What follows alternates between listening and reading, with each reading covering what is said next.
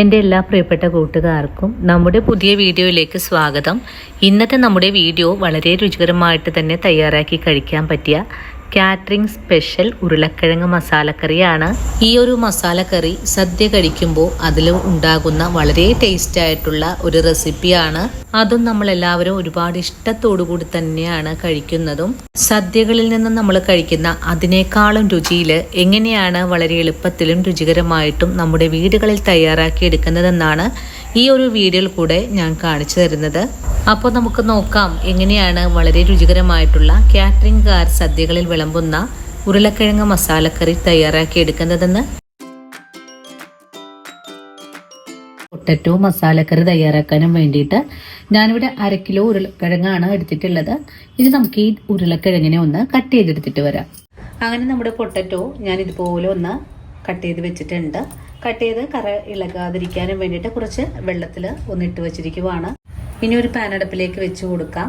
പാനിലേക്ക് 1 ഗ്ലാസ് വെള്ളം ഒഴിച്ചു കൊടുക്കാം. ഉരുളക്കിഴങ്ങിന് ആവശ്യമായ ഉപ്പ് ചേർക്കാം. ഇനി വെള്ളം ഒന്ന് തിളച്ച് വരട്ടെ. വെള്ളം ഇപ്പോൾ തിളച്ച് തുടങ്ങിയിട്ടുണ്ട്. നമുക്ക് ഉരുളക്കിഴങ്ങ് വെള്ളത്തിലേക്ക് ചേർക്കാം. കഷ്ണങ്ങളൊന്ന് വെന്ത് വരാനായിട്ടൊന്ന് മൂടിയും കൂടെ വെച്ച് കൊടുക്കാം. ഉരുളക്കിഴങ്ങ് ഇപ്പോൾ തിളച്ച് തുടങ്ങിയിട്ടുണ്ട്. നമുക്കൊന്ന് ഇളക്കി യോജിപ്പിച്ച് കൊടുക്കാം. കഷ്ണങ്ങളൊന്ന് വെന്ത് തുടങ്ങിയാൽ നമുക്ക് ഫ്ലെയിം ഓഫ് ചെയ്ത് കൊടുക്കാം. നമ്മുടെ ഉരുളക്കിഴങ്ങ് ഒരു 3 മിനിറ്റ് കൊണ്ട് തന്നെ നല്ലപോലെ വെന്ത് വന്നിട്ടുണ്ട്. ഇത്രയും തന്നെ വെന്ത് കിട്ടിയാൽ മതിയാകും. നമുക്ക് നമ്മുടെ മസാലയിൽ ഇട്ട് കൊടുത്ത് വേവിച്ചെടുക്കേണ്ടതാണ്. അപ്പോൾ നമുക്കിതൊന്ന് മാറ്റിവെക്കാം. ഒരു 3 മിനിറ്റ് നേരം മാത്രം വേവിച്ചെടുത്താൽ മതിയാകും. ഇതിന് വേണ്ടിയിട്ടുള്ള മറ്റുള്ള ചേരുവകളൊന്ന് എടുത്തു വെക്കാം. ഇതിലേക്ക് 1.5 സ്പൂൺ അളവിൽ മല്ലി, നിങ്ങളുടെ കൈവശം മുഴുവൻ മല്ലി ഇല്ലെങ്കിൽ മല്ലിപ്പൊടി 2.5 സ്പൂൺ എടുത്താൽ മതിയാകും. അപ്പോൾ ഞാനിവിടെ 1.5 സ്പൂൺ അളവിൽ മുഴുവൻ മല്ലി എടുത്തിട്ടുണ്ട്. മല്ലിയുടെ കൂടെ തന്നെ 1 ടീസ്പൂൺ അളവിൽ പെരുംജീരകം, 1 നുള്ള് നല്ല ജീരകം, 4 ഏലക്ക, 4 ഗ്രാമ്പു, 1/4 ടീസ്പൂൺ കുരുമുളക്, ഒരു ചെറിയ കഷ്ണം തക്കോലം, 1 പീസ് കറുവപ്പട്ട. ഇനി നമുക്കിതൊന്ന് വറുത്തെടുക്കാം. മസാലകളൊന്ന് നല്ലപോലെ ഒന്ന് മുരിഞ്ഞ് കിട്ടണം. അതിനായിട്ട് ചെറിയ തീയിൽ വെച്ച് വേണം നമുക്ക് വറുത്തെടുക്കാനായിട്ട്. മസാലയിലേക്ക് ഒരു 3 കാശ്മീരി മുളകും 5-6 വറ്റൽമുളകും കൂടി ചേർക്കാം. ഇതെല്ലാം നല്ലതുപോലെ ഒന്ന് ഇളക്കി ഫ്രൈ ചെയ്തെടുക്കാം. ഇതിലേക്ക് കുറച്ച് കറിവേപ്പിലയും കൂടെ ചേർത്ത് വീണ്ടും നല്ലതുപോലെ ഒന്ന് മസാല മുരിയിച്ച് വറുത്തെടുക്കാം. ഈ സമയത്തെല്ലാം ഞാൻ ഫ്ലെയിം സിമ്മിൽ വെച്ചിട്ടാണ് ചെയ്തെടുക്കുന്നത്. മസാലയ്ക്ക് നല്ല കൊഴുപ്പ് കിട്ടുന്നതിനായിട്ട് ഒരു 10 കാഷ്യൂസ് കൂടെ ചേർത്തിട്ട് ഒന്നുകൂടെ വറുത്തെടുക്കാം. അപ്പോൾ നമ്മുടെ മസാലകൾ ഒന്ന് ഫ്രൈ ആയി വന്നിട്ടുണ്ട്. ഇനി നമുക്ക് ഫ്ലെയിം ഓഫ് ചെയ്ത് കൊടുക്കാം. അതിനുശേഷം ചൂടാറി വരുമ്പോൾ ഒരു മിക്സിയുടെ ജാറിൽ ഇട്ട് കൊടുത്ത് നല്ല പോലെ ഒന്ന് പൊടിച്ചുകൂടെ വയ്ക്കാം. ഉള്ള ഒരു പാൻ അടുപ്പിലേക്ക് വെച്ച് കൊടുക്കാം. ചൂടായി വരുമ്പോൾ ഒരു 3 സവാള കട്ട് ചെയ്തതാണ് നമുക്ക് ചേർക്കേണ്ടത്. നമുക്ക് ഇതിലേക്ക് വേണ്ടത് 8 വെളുത്തുള്ളി അല്ലിയും 1 കഷ്ണം ഇഞ്ചിയുമാണ്. ഇത് നമുക്കൊന്ന് ചതച്ചുകൂടെ വയ്ക്കണം. നമ്മുടെ പാൻ നന്നായിട്ട് ചൂടായി വന്നിട്ടുണ്ട്. നമുക്കിതിലേക്ക് കറി തയ്യാറാക്കാൻ ആവശ്യമായ ഓയിൽ ഒഴിച്ചു കൊടുക്കാം. കട്ട് ചെയ്ത് വെച്ചിട്ടുള്ള സവാള 3 എണ്ണം ചേർക്കാം. നമുക്ക് സവാള നല്ല പോലെ ഒന്ന് ഗോൾഡൻ കളറിലൊന്ന് വഴറ്റിയെടുക്കാം. സവാള നല്ല പോലെ മുരിഞ്ഞ് വരുമ്പോഴാണ് നമ്മുടെ കറിക്ക് നല്ല കളറൊക്കെ കിട്ടുന്നത്. പെട്ടെന്നൊന്ന് വഴണ്ട് വരാനും വേണ്ടിയിട്ട് നമുക്കിതിലേക്ക് അല്പം ഉപ്പ് ചേർക്കാം. ഉപ്പും ചേർത്ത് കൊടുത്തിട്ട് വീണ്ടും നല്ല പോലെ വഴറ്റിയെടുക്കാം. ഉപ്പായിട്ടൊന്ന് വഴണ്ട് കിട്ടാനും വേണ്ടിയിട്ട് നമുക്കൊന്ന് മൂടി വെച്ച് വഴറ്റിയെടുക്കാം. ഒരു 2 മിനിറ്റ് നേരം മൂടി വെച്ച കറിയെ നമുക്കൊന്ന് തുറന്ന് നോക്കാം. അതിനുശേഷം ഇതുപോലെ ഒന്ന് ഇളക്കി കൊടുക്കാം. ഈ ഒരു സമയത്ത് നമ്മുടെ സവാള നല്ല പോലെ തന്നെ ഒന്ന് സോഫ്റ്റായി വാടി വന്നിട്ടുണ്ട്. വീണ്ടും നല്ലവണ്ണം തന്നെ ഒന്ന് വഴണ്ട് കിട്ടാനായിട്ട് നമുക്കൊന്ന് ഇളക്കി കൊടുത്ത് തന്നെ വഴറ്റിയെടുക്കാം. സവാള നമുക്ക് ഒരു ഗോൾഡൻ കളറിലേക്ക് ആക്കിയെടുക്കേണ്ടതാണ്. സമയത്ത് നമ്മൾ ചതച്ച് വെച്ചിട്ടുള്ള ഇഞ്ചി വെളുത്തുള്ളി ചേർക്കാം. കറിവേപ്പിലയും കൂടി ചേർത്ത് കൊടുത്തിട്ട് വീണ്ടും നല്ലതുപോലെ ഒന്ന് വഴറ്റിയെടുക്കാം. സവാള നല്ലതുപോലെ ഒന്ന് വാടിക്കഴിഞ്ഞാൽ നമുക്കിതിലേക്ക് ഒരു തക്കാളി ഒന്ന് ചേർക്കണം. നമ്മുടെ സവാള നല്ല പോലെ ഒന്ന് വഴണ്ട് വന്നിട്ടുണ്ട്. ഈ ഒരു പാകമാകുമ്പോൾ നമുക്കിതിലേക്ക് മഞ്ഞൾപ്പൊടി ചേർക്കാം. ഞാൻ 1 ടീസ്പൂൺ അളവിലാണ് മഞ്ഞൾപ്പൊടി ചേർക്കുന്നത്. മഞ്ഞൾപ്പൊടി കൂടി ചേർത്തിട്ട് വീണ്ടും നല്ലപോലെ ഒന്ന് വഴറ്റിയെടുക്കാം. മഞ്ഞൾപ്പൊടിയുടെ ആ ഒരു പച്ച മണമൊക്കെ ഒന്ന് മാറി വരുന്ന സമയത്ത് നമുക്കിതിലേക്ക് കട്ട് ചെയ്തിട്ടുള്ള തക്കാളി കൂടെ ചേർക്കാം. തക്കാളി ചേർക്കുവാണ്. തക്കാളി കൂടി ചേർത്തിട്ട് വീണ്ടും വഴറ്റിയെടുക്കാം. തക്കാളി ഒന്ന് സോഫ്റ്റ് ആയിട്ട് കിട്ടാനും വേണ്ടിയിട്ട് ഫ്ലെയിം സിമ്മിലേക്ക് മാറ്റി നമുക്ക് മൂടി വെച്ച് വേണം പൊടിച്ചെടുക്കാനായിട്ട്.